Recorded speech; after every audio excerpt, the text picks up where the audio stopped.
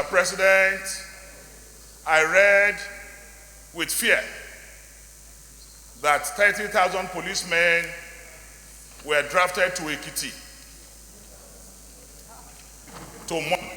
Sorry, we have to get the consent of our colleagues before we can proceed.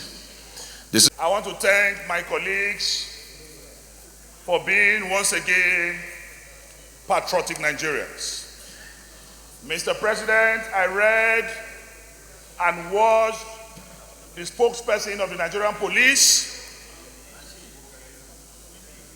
AC Jimo, when he announced to Nigerians that 30,000 policemen will be in Ekiti to observe, monitor, and provide security for the governorship election.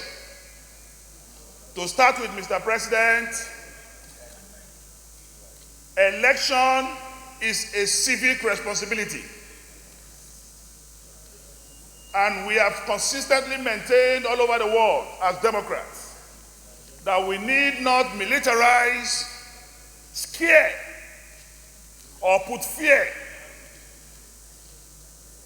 in elections all over the world.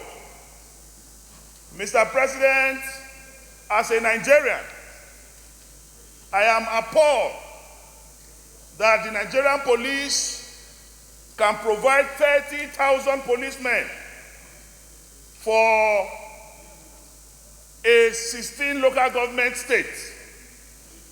Then one begins to wonder, Mr. President, that to conduct a presidential election, you will need 30,000 policemen times 36 states plus the federal capital, Abuja. Mr. President, it means we will need 11 million plus policemen to monitor a national election in Nigeria. The implication is that we will have to go to other West African states to hire policemen. And by the time I looked at the number of policemen within the Sub-African region. Hold on. Yes, order what? Order what? For defending democracy. Mr. President, I wonder why the crisis in Zamfara, the crisis in Dapchi, the crisis in Chibok, the crisis in Taraba, the crisis in Benue, the crisis in Jos have not attracted 30,000 policemen, where the lives of Nigerians, Mr. President, have been consistently killed. Mr. President, this will bring me to what happened in the case of Bello versus Attorney General of Oyo State, where the court declared a man that he should die, he was sentenced to death. But before his death, he was killed. And the family went to court to say he is entitled to life. Please, Senator Tinubu, order what? Okay, go ahead.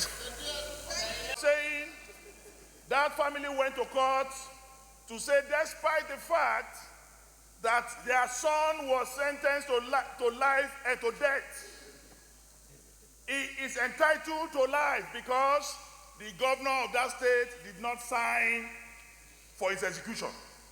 And judgment was granted in his favor.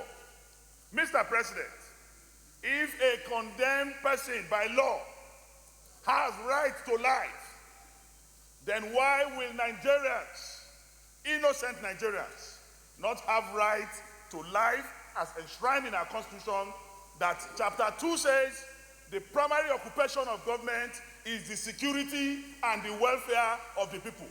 Election is very important, but not as important as the lives of Nigerians.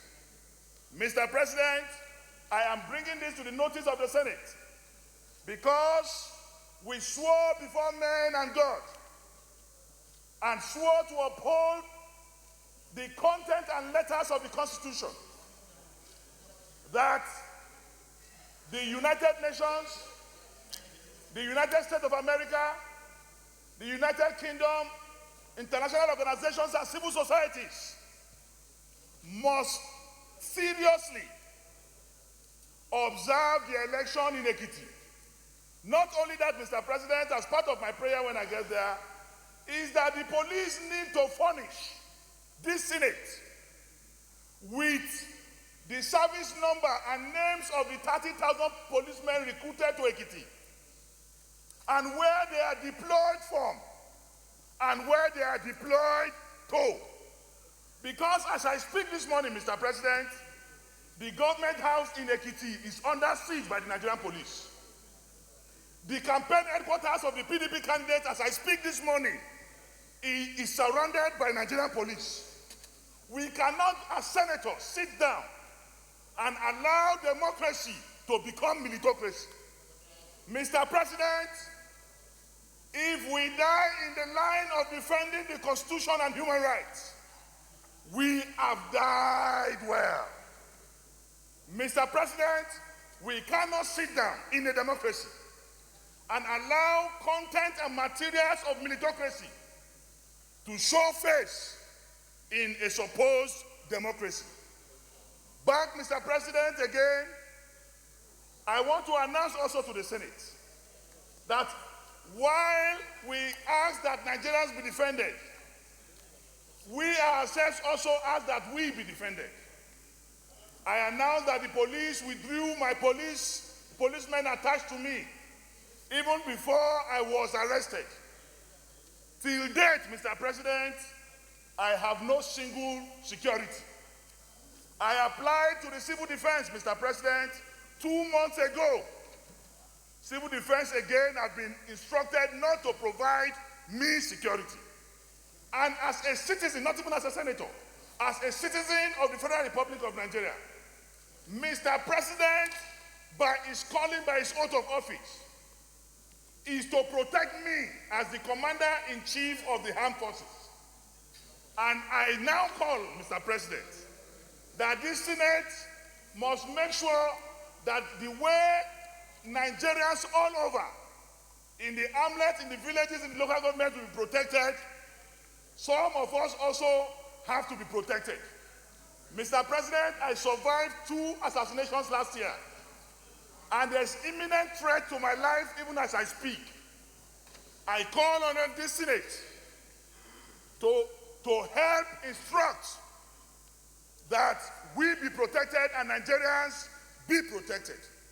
I will not belabor us too much, Mr. President.